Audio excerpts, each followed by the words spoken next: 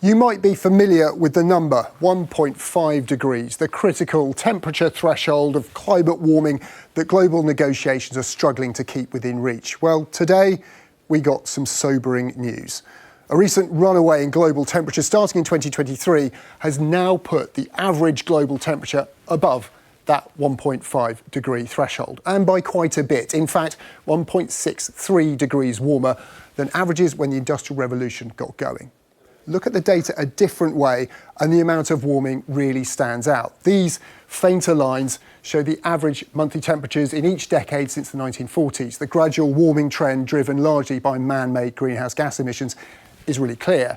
But the last 12 calendar months, from June last year to May, really stand out, head and shoulders above previous record-breaking months. The good news, if you can call it that, is this is almost certainly a warming blip. We can expect slightly cooler months and years to come. Natural processes independent of man-made global warming have conspired to make the last 12 months unusually warm. Chief among them, El Niño, the natural cyclical phenomenon that releases vast amounts of heat stored in the Pacific Ocean into the atmosphere. Weird wind patterns over the North Atlantic and various other things have played a role too. A bump in the road, but one that leads to 1.5 degrees, and very soon. Here you can see how global average temperatures bumble around from year to year and how much warmer the most recent trend has been. But this blue line is the warming trend, and it's now an inevitability. Greenhouse gas emissions are still so high, and the latest estimates are we'll have burned through enough within the next 5 years to push us consistently above the 1.5 degree threshold around 2033. That's less than a decade from now. So where does that leave us?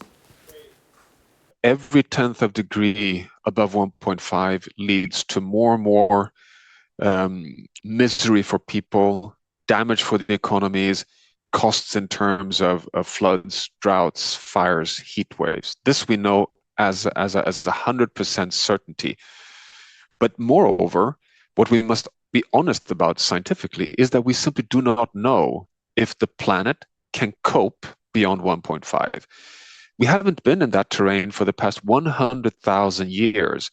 The key question for leaders is how much and for how long do we overshoot 1.5 degrees? Getting us back below it sometime this century almost certainly requires zero global emissions, as well as technologies to remove CO2 from the atmosphere. Carrying on as we are pushes warming closer to 3 degrees by the end of the century. The debate now really isn't about avoiding planet-altering climate change. It's all about how bad we're willing to let it get.